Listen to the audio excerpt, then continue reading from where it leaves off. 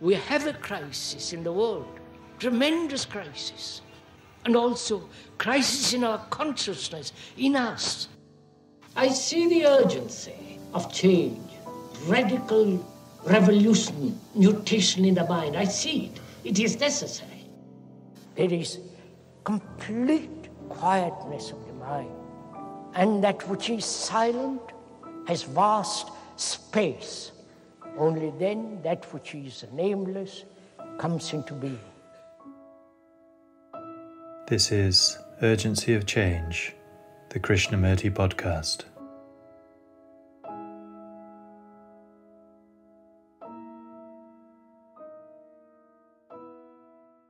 Thinking together does not mean that you agree or disagree, accept or reject, defend or offend, but together find out if it is possible, by thinking together, to act together. Hello and welcome to episode 213 of Urgency of Change. Each episode of the Krishnamurti podcast features carefully selected extracts from the archives. The aim is to represent different aspects of Krishnamurti's radical approach to many of the issues and questions we all face in our lives. This week's theme is Thinking Together. Upcoming themes are the unconscious, rationality, and solitude.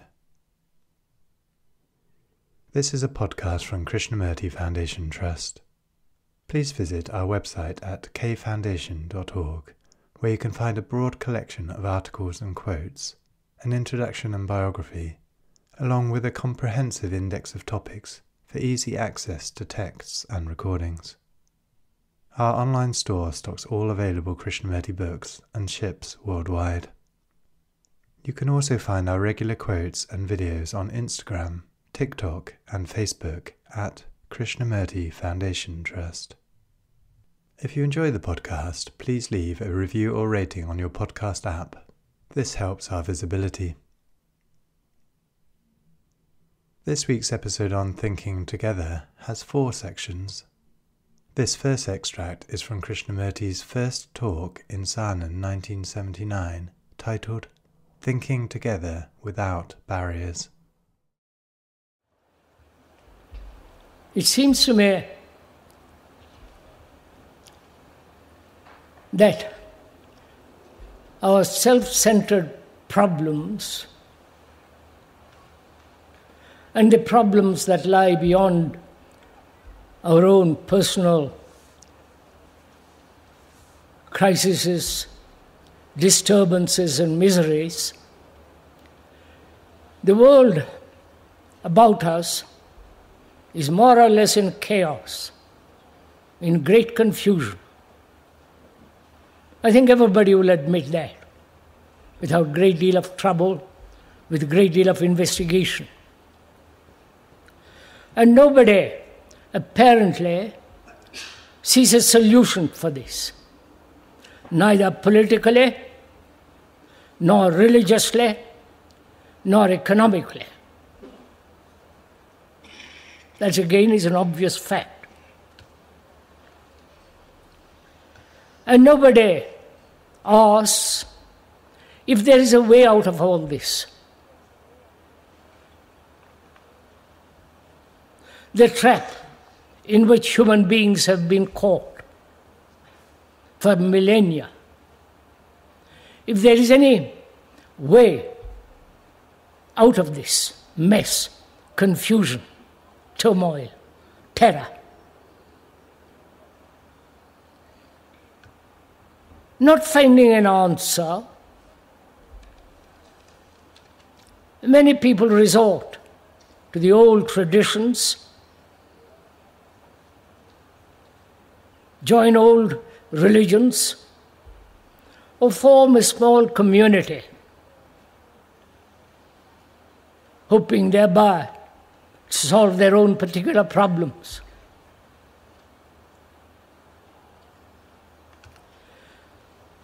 And I may suggest that there is a way out of all this.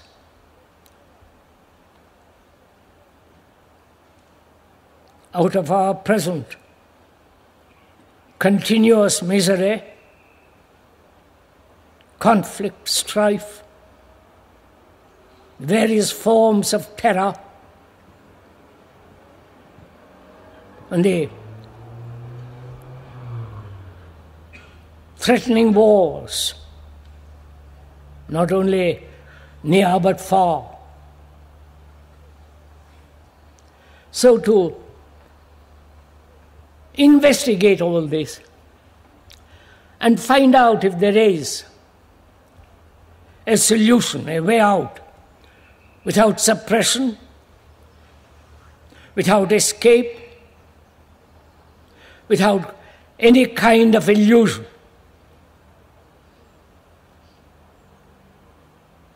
And if you will, have the patience, energy, and the serious responsibility that's involved, we can think together.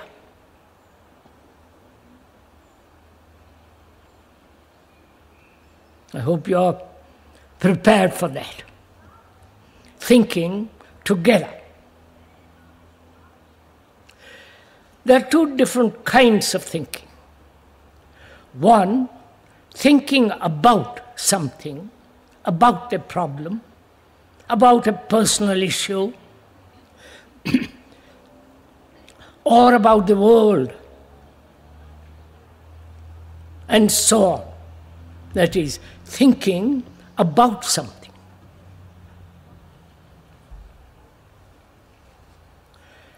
And is there another kind of thinking which is not about something?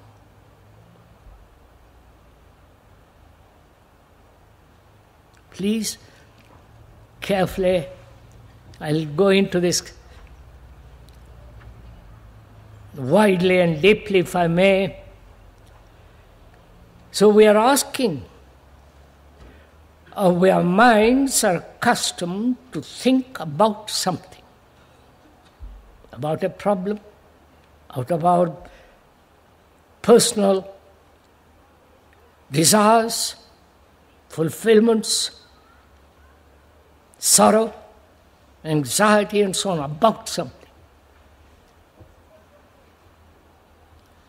And we are accustomed to that, thinking about. We're asking, not about something, but thinking itself.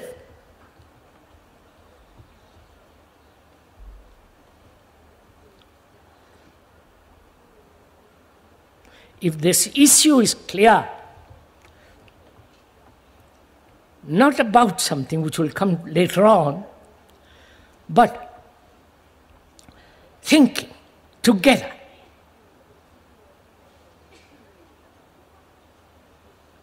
Please see the difference. Thinking together does not mean that you agree or disagree, accept or reject, defend or offend, but together find out if it is possible by thinking together we can act together.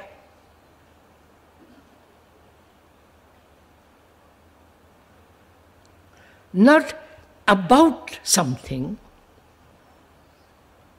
Please apply your minds to this little bit. Not about something, which we can more or less do. We can agree to act in a certain way. We can put our minds together to investigate a certain problem. But we're not going into that for the present. But we're asking, thinking together, without any barriers, without any inhibitions, without any prejudice, letting go your personal experiences, your personal urge to fulfill, which means you and the speaker together be free to think.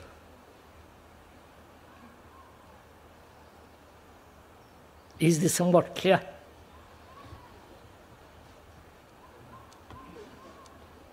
Please, this needs a great deal of investigation, because we are conditioned to think together about certain ideas, about certain conclusions, philosophical, historical, and so on. Then there are those who agree and those who disagree. They form two camps, each opposing the other.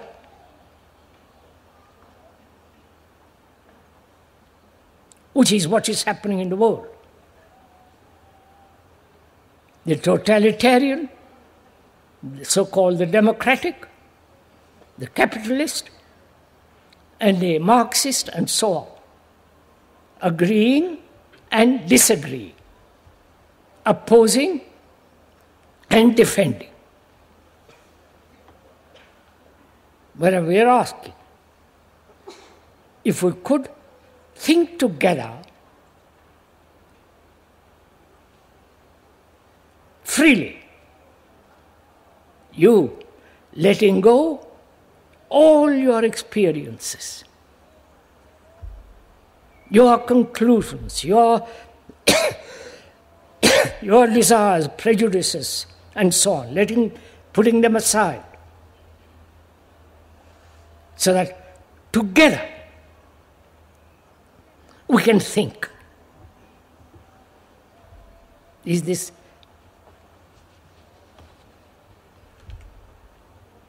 Will you do that?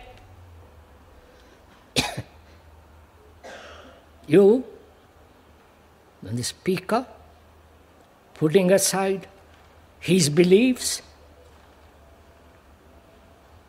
his opinions and judgments and evaluations, his hopes and so on, and together think. Not about something, but think. Is this? Shall we do it? Which means that being free for our own personal problems, urges, demands, fulfillments, and so on,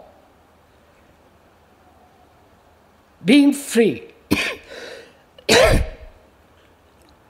to investigate together, not investigate into something, but the capacity, the spirit of investigation.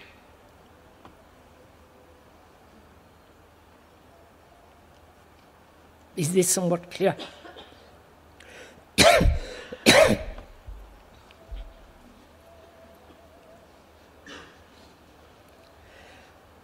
Which requires not only that you listen,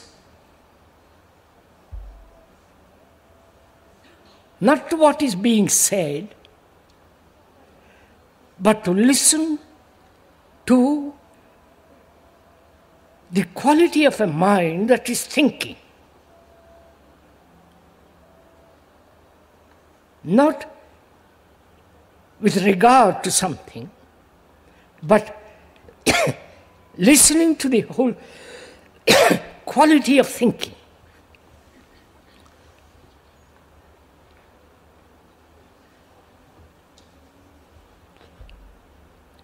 which requires certain awareness and attention.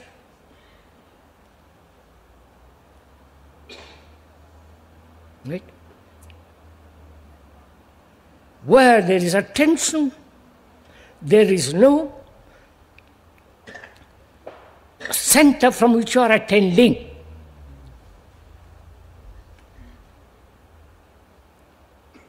I wonder if you're doing it as we are talking.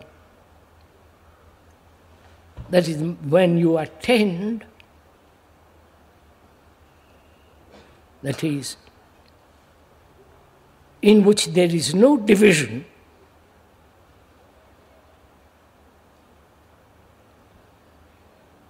then in that attention,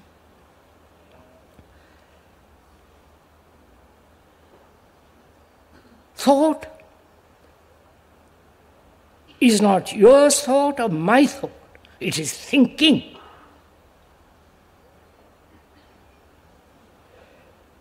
Is this, can we proceed along these lines?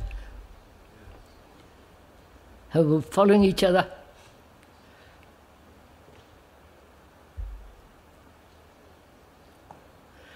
When you give your attention, which means to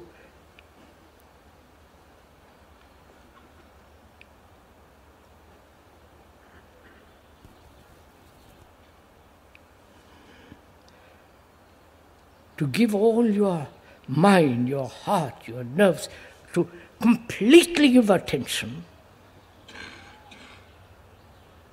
do you find that there is a center from which you are attending?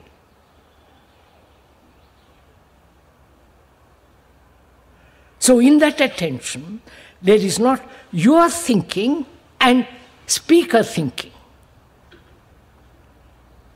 There is only a quality of a total attention. Right? Don't look so mystified. It's really quite simple.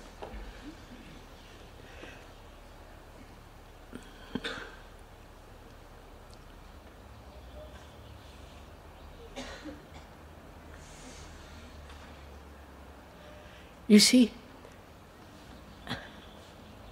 our thinking, ordinary, everyday thinking, is with regard to a certain subject, to a certain action, to a certain problem. Thinking about something, right? Right? That thinking is from an experience, from a memory, from a knowledge. Therefore, it's your experience opposed to another experience. So there is always division.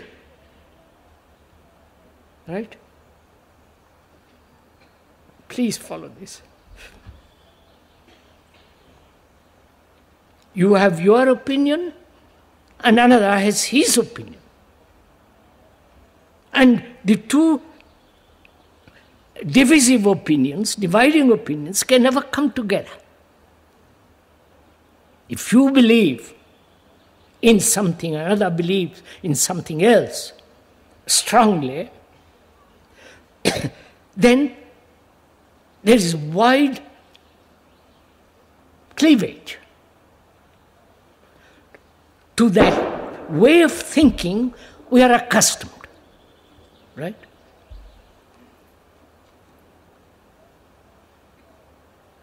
Now we're asking, that thinking can never be together. Because it's always either opposing, defending, or accepting. Whereas we are saying something entirely different. Thinking together implies that you and the other have let go all his prejudices and all the thinking together.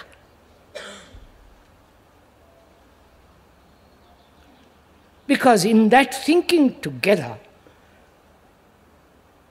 there is no your thinking and my thinking separate.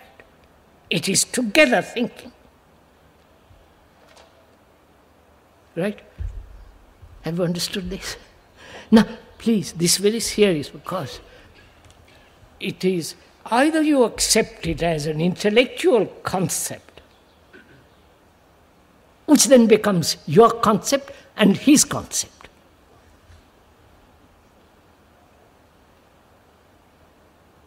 If you merely accept the verbal explanation and draw from that explanation a conclusion, according to your experience, knowledge, prejudices, and the other does the same, there is no coming together. You're following all this?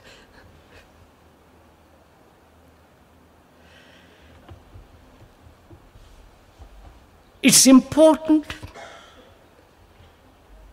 that we come together in our thinking.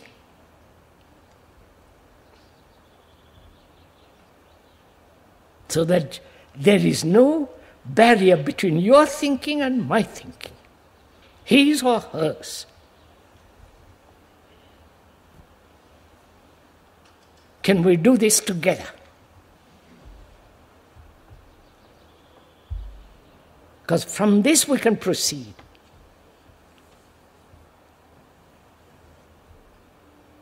Because your mind then has a totally different quality.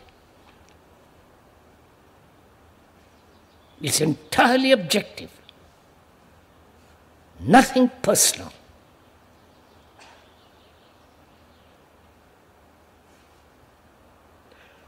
The self-centered problems with which we are burdened can never be solved unless there is a different quality of thinking or different quality of perception.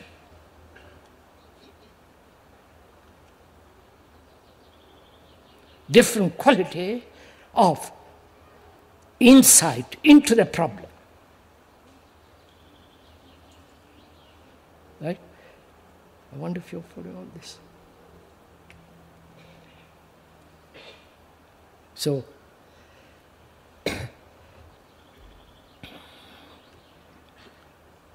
our question then is it possible that two people, group of people, undertake this responsibility?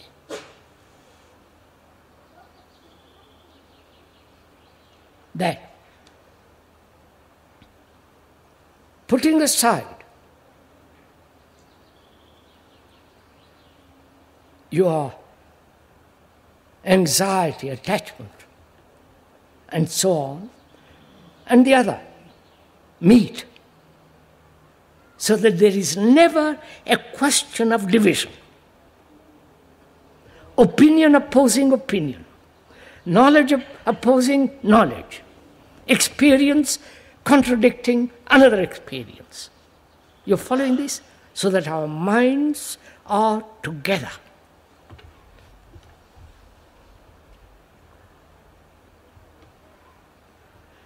The totalitarian states want this. They are the authority, and they lay down what people should think, act, and so on.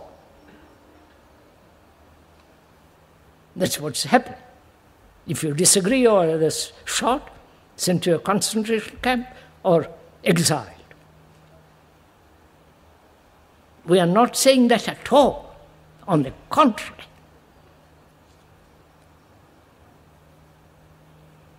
Two minds,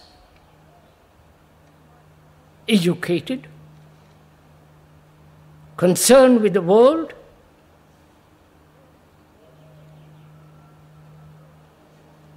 and are committed to find out whether there is a way out of this. out of the trap, out of this terrible mess that man has created for himself and for others. Can we do this together? Akupit. You understand the question now? Together, our minds are equal. So there is no speaker is not telling you what to do and you obey or disregard or accept. But our minds are together, being free to solve our problems. Right? Can we do this? Will you give up your Zen meditation?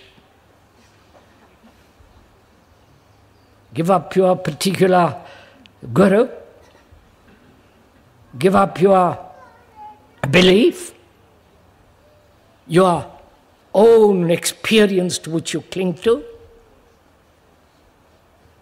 Your own personal, self-interested problems? Let go and then meet together. Do you see what takes place if we can do this?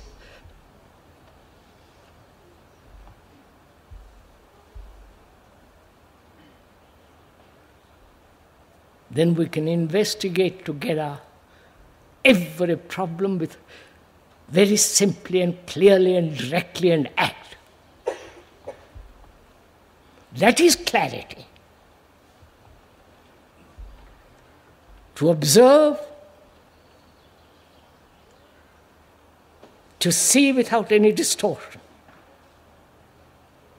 to listen completely without making an abstraction of what you are listening into an idea. Therefore, there is only listening. There is only then seeing. Not you see and I see differently. There is only seeing together.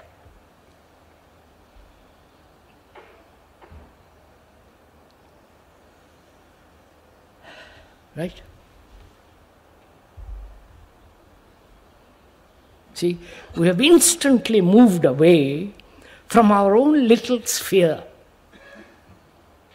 from our own backyard.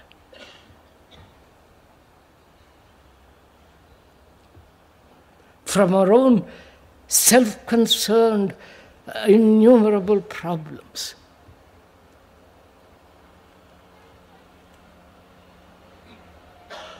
Have you?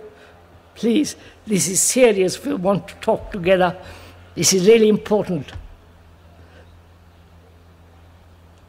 Or do you carry the burden of all the troubles, anxieties, griefs, and sorrows, and try to listen to another fellow what he's talking about? If you do that, then you are trying to conform to the pattern set by another. Obviously. And so there is always division. Right?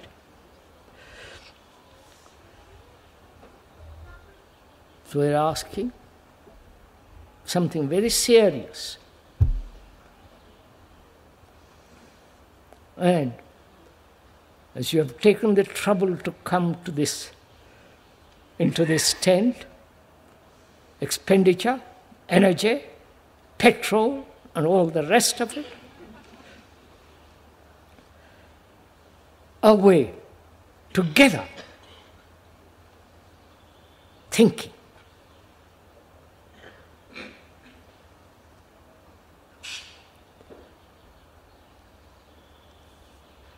Not you think and I think.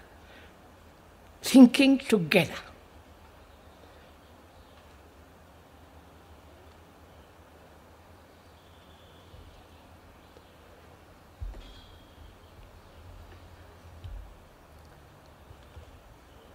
then we can go into this question of time. Thinking together. Not your time, my time. That's very important. Because we're going to find out, if we think together, whether there is psychologically tomorrow at all.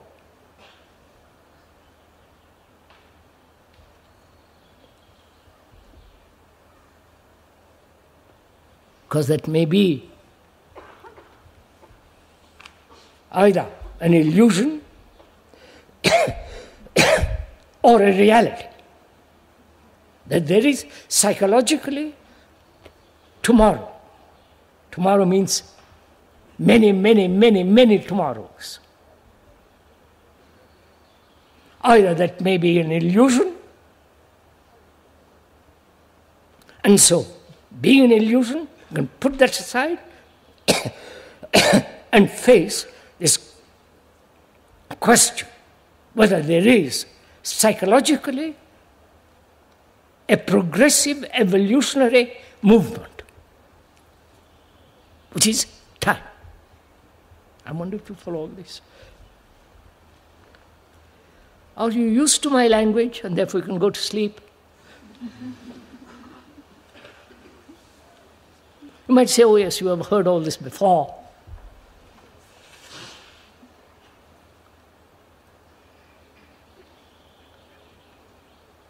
If you so think, then you are not discovering it for yourself. You are not thinking together. You've already stopped thinking together and says, I've heard it before. Because we're going very, very deeply into this. Therefore, it's the first time you hear it. The speaker has been talking in this tent for the last 19 years. Next year it'll be 20 years. And probably you'll all turn up and say, oh Lord, he's back again. Caught in a rut.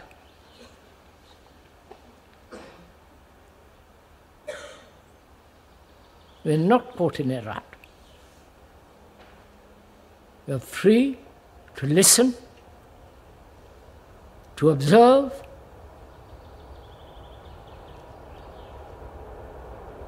and that very observation, listening, reveals the truth, not the idea about truth.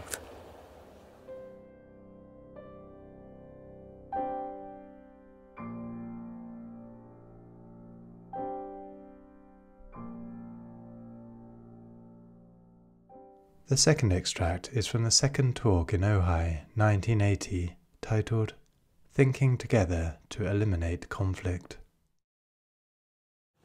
We are now thinking together to eliminate conflict. You understand? As long as there is a division between the observer, psychologically the analyzer, and the analyzed, there must be conflict. As long as there are divisions between people, there must be conflict. Religious, economic, social, political. There must be conflict. As long as there is a Jew, as long as there is an Arab, there must be conflict. So, wherever there is division psychologically, there must be conflict. That's a law. So, in thinking together, we see that wherever there is analysis, psychoanalysis, psychotherapy, all that, is in that process there is division. And it must breed conflict. And observing is the total denial of analysis. I wonder if you understand this. Our whole conditioning is to analyze. Right? Our education, everything is either do, don't do, this is right, this is wrong, this should be, this should not be, and so on, so on, so on. And recently, in the last 100 years, the psychoanalytical process has come into being. Like communism, which are both unfortunate things to happen. Because really, if you observe, both are the same. I won't go into it now, it's too long. They have analyzed history and come to some conclusion. You follow? Historical conclusion. According to that, they have built a pattern. The theorists, with their image, with their analyzed state, and created totalitarianism. And the psychologists, with their analysis and so on, have created the same pattern in a different field. You don't see, it doesn't matter. So what we are saying is, together, observe. Now, observe the conflict, right? So, what is the conflict?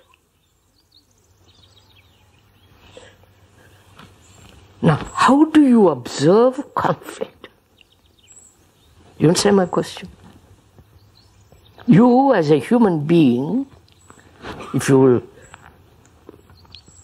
permit me, speaker, to say so, you, as a human being, are in conflict.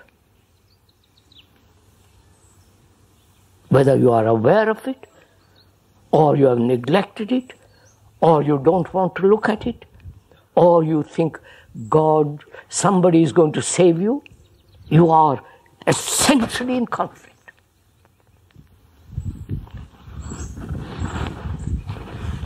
And, as we said yesterday, how do you approach this problem? You understand? How do you look at the problem?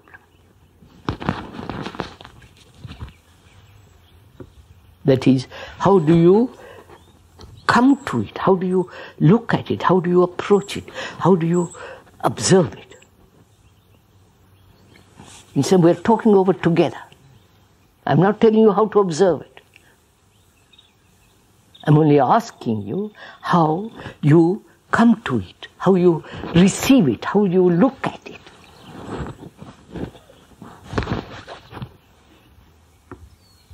If you observe or aware, or you are aware of this conflict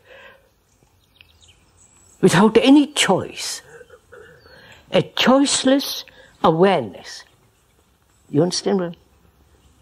Or becoming aware of this conflict, you say, I must resolve it. You understand? When you say I must resolve it, you have already separated yourself from the fact. I wonder if you see that. Are you following me, some of you? Come on, let's move. Please, together we are thinking. Together alone we can resolve this problem. Nobody else in the world can. So, your approach to the problem matters enormously.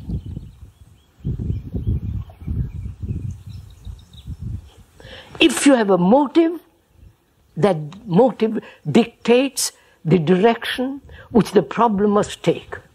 You understand? Huh? So, your approach must be free from motive. Your approach must be free of the desire to resolve it. See the difficulty. If your approach is conditioned by your education, by your desire, by your pleasure, you can never solve it.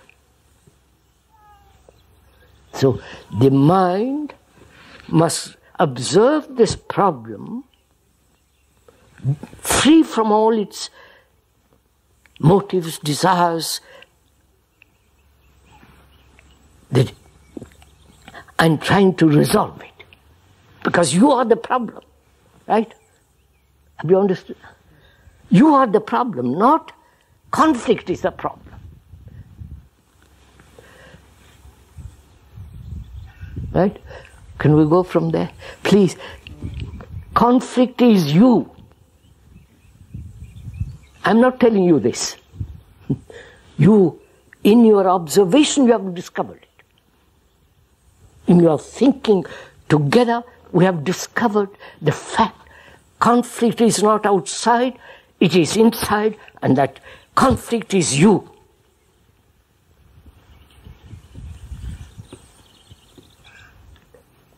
You may say, I am God, or somebody is going to save me.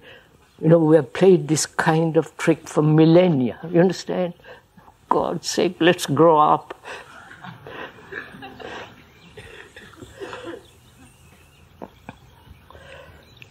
So the problem now is our consciousness.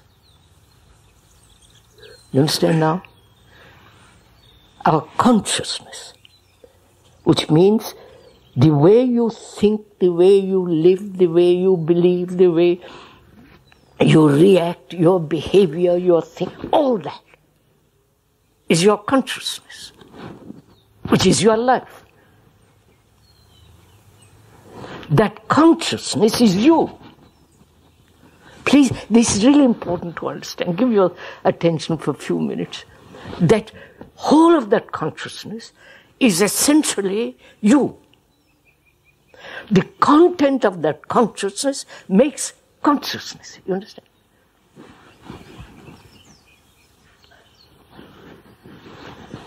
The content of consciousness of a Protestant is what he believes, his rituals, his images of religion, Jesus, all that. And his nationalistic, his particular attitudes, opinions, his relationship with another, his hurts, his anxiety, his sorrow, right? And the Catholic with his content of his consciousness, and the Hindu with his, and the Buddhists and so on, the Arabs and you follow all this? That consciousness is put together by its content. And as long as that content remains, the conflict must go on. Have you got this point?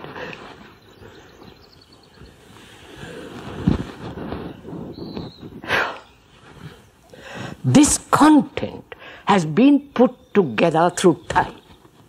It isn't one day's acquirement. Our brain is the result of time, evolution. Our brain is not your brain and my brain, but the brain of mankind. This is difficult for you to see and even recognize, because we have been so conditioned that it's my brain. You understand? And it's your brain. But if you observe,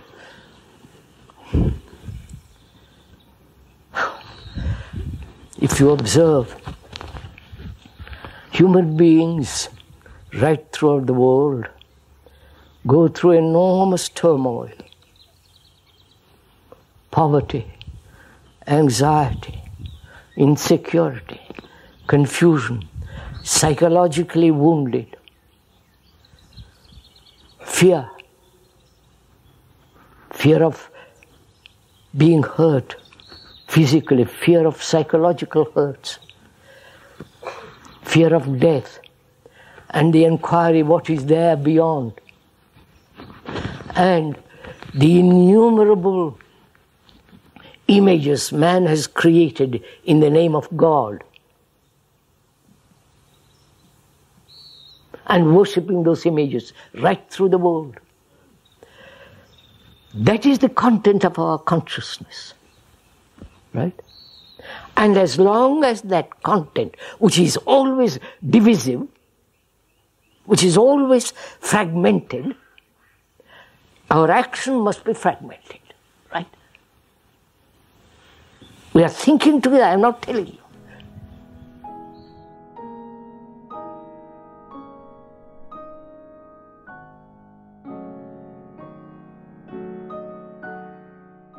The third extract is from Krishnamurti's second talk in Saanen, 1979, titled, "In Thinking Together, Relationship Changes Completely." I wonder if you have thought any more about what we were talking on Sunday morning.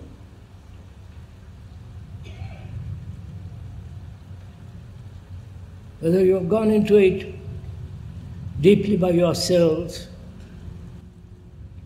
and have come to a certain point beyond which you may not be able to go. And if so, we could go into it much further. What we were saying there Sunday morning was that we must have the capacity to think together. The capacity comes naturally and inevitably if one sees the importance and the necessity in a corrupting world that to think together does not imply agreement or disagreement, but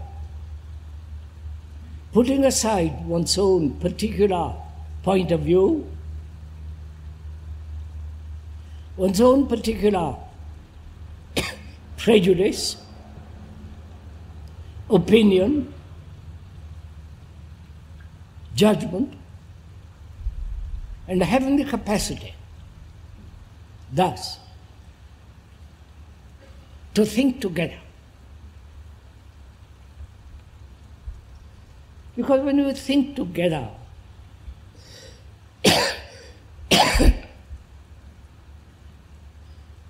there is no division. You are not thinking separately from the speaker.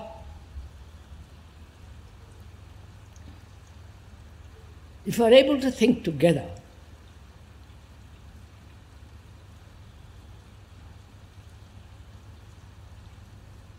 the division between you and another comes to an end. There is only thinking. Not your way of thinking or another way of thinking, just the capacity to think together.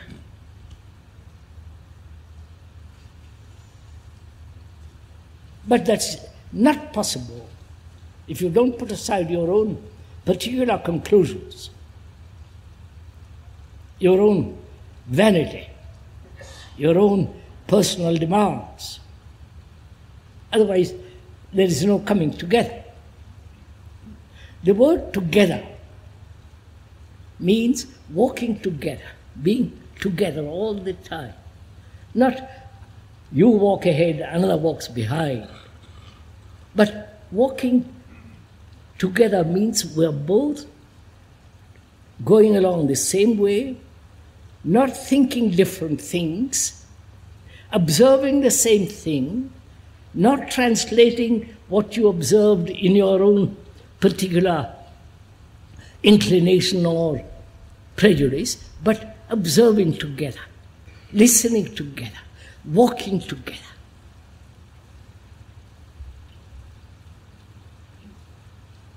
I wonder if you realize when that takes place, what happens between two human beings.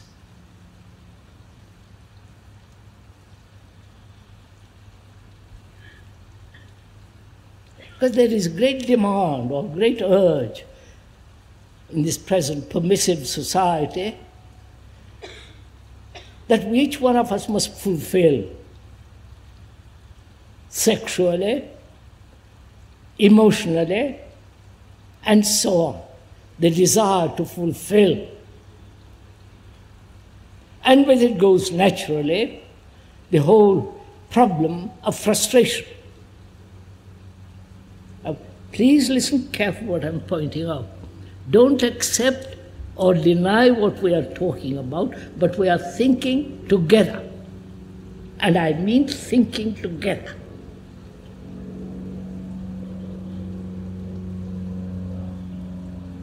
When one is seeking fulfillment in another, or desiring to be and become and therefore act, which is a form of fulfillment, then in that movement there is frustration. All kinds of neurotic ideas, neurosis, and so on, so on. But when we think together, that is, you have dropped your particular opinion, judgment, and so on, and the other has also dropped his, there is no division, and therefore there is no sense of fulfillment. I wonder if you get this. And therefore no sense of frustration. Please, this is not a verbal conclusion, an idealistic concept, something to be achieved, but the realization of the actual fact that as long as we are not thinking together about everything, politics, religion, economics, personal relation, and so on, thinking together, there must be division, and out of that division there arises the desire to fulfill, and the inevitable sequence of that is frustration, with all its neurosis and all the inevitable reactions. When we think together, all that comes to an end.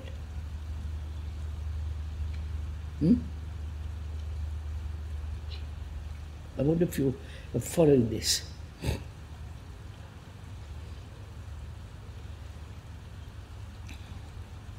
If one may ask,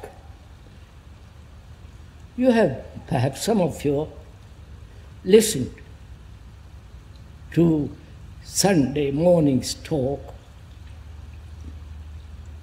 and have you inwardly dropped your personal opinion,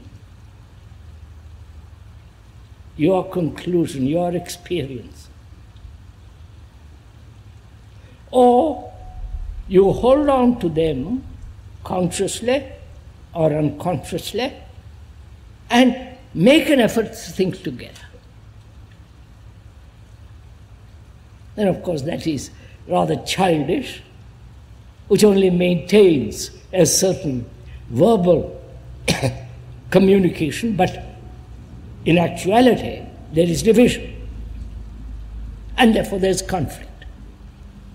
When we think together, conflict comes to an end. I wonder if you see this.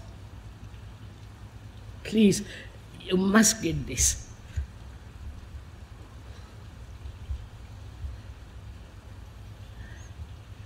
Because we human beings for millennia upon millennia have lived with conflict, strife of various kinds,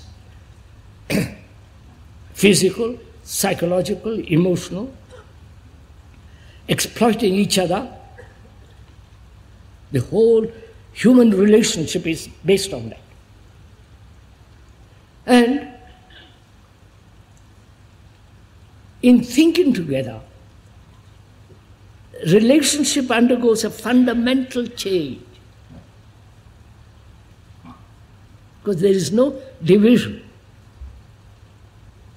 If you are ambitious and another is not ambitious, there is division. If you believe in God or in Jesus or Krishna, whatever it is, and the other doesn't, there is division, and therefore there is conflict. You may tolerate each other, as what is happening now. But division exists, nationalism and so on. So if we could, during these talks, I don't know how many of them, I believe 10 or so, if we could, a group of us, all of us if we can, at least a few of us, apply our minds to find out if we can absolutely think together. Therefore, when we do that, the relationship between us completely undergoes a change.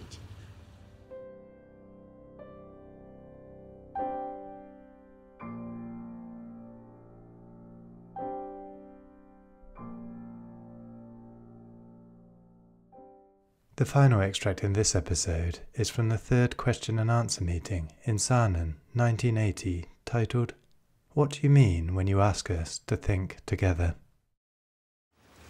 What do you mean when you ask us to think together?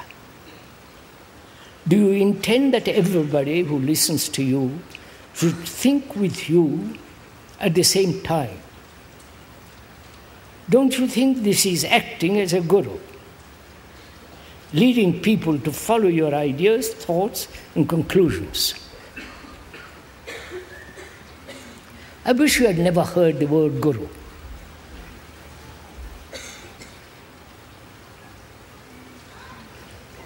That's a discredited word. You don't know what it means. I believe the true meaning is one who dispels ignorance, not adds the guru's ignorance to you. Do you understand? But one who dispels ignorance.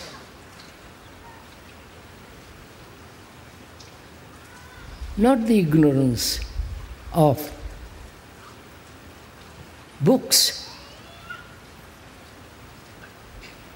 but the man who is unknowing himself acts. That's the meaning of the word guru. And it has got other meaning too, which we won't go into. But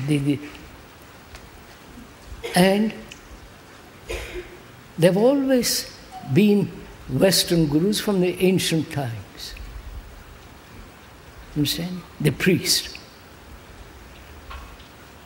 acting between you, whatever he calls God, or the Savior. This has also existed in India. And the questioner says, when the speaker asks to think together, are you not setting up yourself as a guru? So let us examine what it means to think together when the speaker says, think together.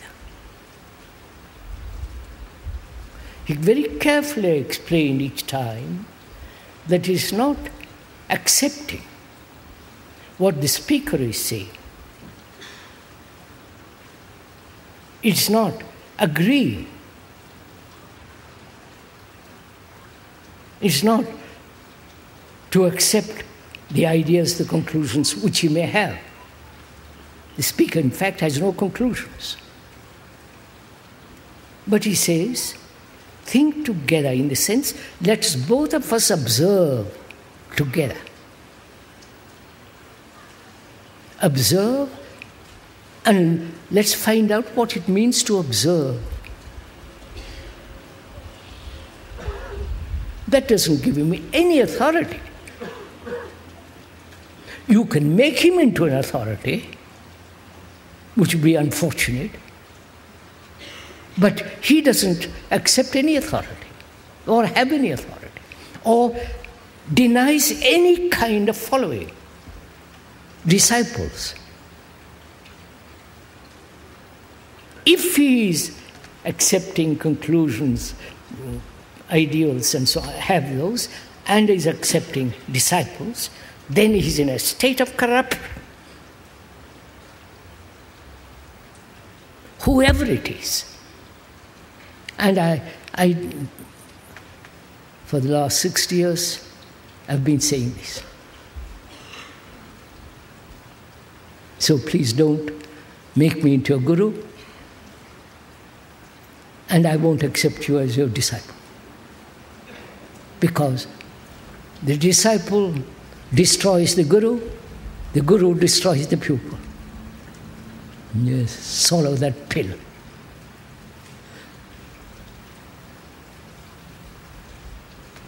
So there is no sense of authority in this. And when he says think together, it's very simple. If I am prejudiced, if I am all kinds of nauseating, compulsive, neurotic conclusions, and I say, let's think, which means I want to force it on you. But he says constantly, together, which means share together what we are observing, out there and in here. That's all. And this desire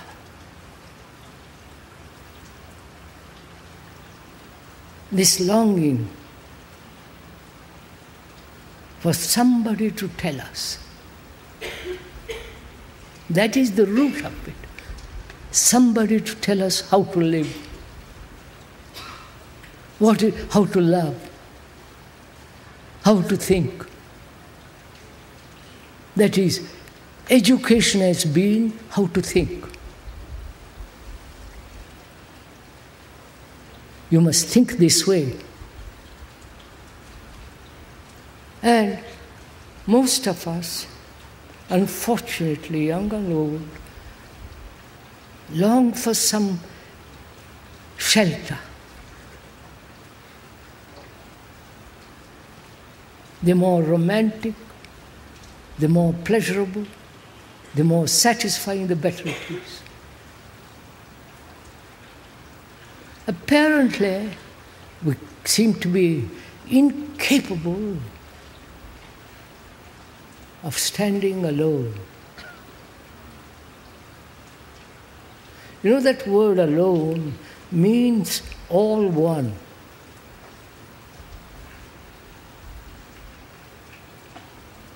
When you are really alone, not contaminated, not corrupt because you attach to something, then you are alone because being free, you are that whole human entity, human world. But we are frightened to be alone.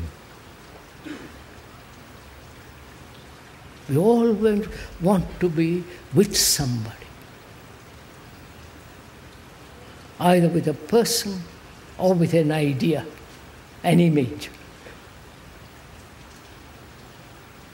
You know what it means to be alone? It is not solitude, which is necessary. It has its own beauty. To walk alone in the woods,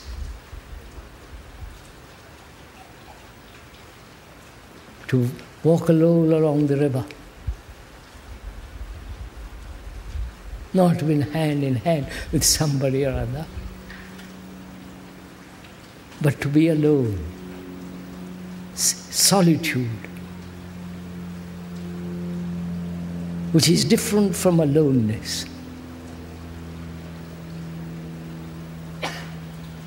If you are walking by yourself, you are watching the sky, the trees, the birds, the flowers, and all the beauty of the earth. And also perhaps you're also watching yourself. As you casually watch the woods and the trees and the flowers, you're also casually watching yourself as you're walking along. Not having a dialogue with yourself.